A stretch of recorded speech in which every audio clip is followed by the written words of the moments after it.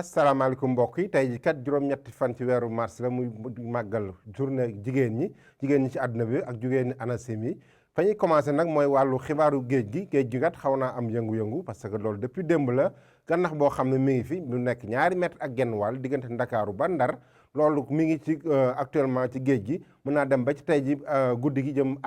talaata ci fajar donc nañ bàyyi xel bu baax ci xibaaru météo yi bala ñuy dem géej ñu xool li gën a fës ci xibaaru nataalu niir ci Afrique sowu jant niir yi daanaka bëriwul ci géej gi yëpp ak côté sax jéeri ji tey niir dañ ko am ci côté Mauritanie bi mais ci kaw diggante Sénégal yëpp asamaan soo xam dina fenk bu baax ak jant bi ak ngelaw loo xam mi ngi upp ba tey indaale peex moo xam ci côté Ndakaaru ak Mbuur ak côté Ndar ndax tax nag bëccëg bi li ñuy xool maanaam guddi gi jëm ci fajar li ñuy xool seddaay bi kat guddi gi ni ngi koy gën a ràññale ci diggante Ndar diggante Thiès Ndakaaru ba Mbuur moom fukki degré ak juróom-ñeent ci goxaan yu bëri Thiès moo gën a sedd na am fukki degré ak juróom-ñett Ndar am ñaar fukki degré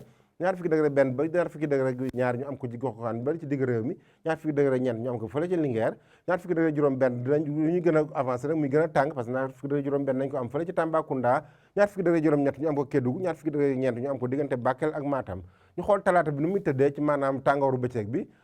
boo leen xoolee Ndakaaru kat tàngaay bi muy am bëccëg mooy gën a feex tuuti tàngoor bi muy am ci guddi gi fële ci Kédougou parce que Kédougou guddi gi nañ am ñaar fukki degré juróom-ñett mais Ndakaaru ñaar fukki degré juróom-benn lañu am ci bëccëg gi fanweeri degré ñett ñu am ko fële ca Thiès fanweeri degré ñeent ñu am ko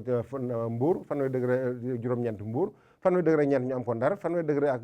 juróom-ñeent ñu am ko Ziguinchor ñeent fukki degré nag ñu am commencé ko am ci digg réew mi côté Saloum bi ba côté Linguère foofu yëpp dina am tàngaay woo xam dina fees lool parce que ci bëccëg gi mais Kaffrine kan mooy jël raw gàddu gi parce que Kaffrine am ñeent fukki degré ñeent foofu mooy gën a tàng ñeent fukki degré ñu am ko Tambacounda ñeent fukki degré benn Kédougou ñeent fukki degré ñu am ko diggante Matam ak Bakel donc mbokk yi ñu tënk tuuti xibaar yi rek xibaar yi mooy géej gi nga xam yëngu na ci guddi gi ba ci fajar gi gannax boo xam ne dina am ñaari mètre ak genn wàll ñu daan souhaité nag bonne fête suñu jigéen yi Sénégal yi ak jigéenu ANACIM yëpp ci journée mondiale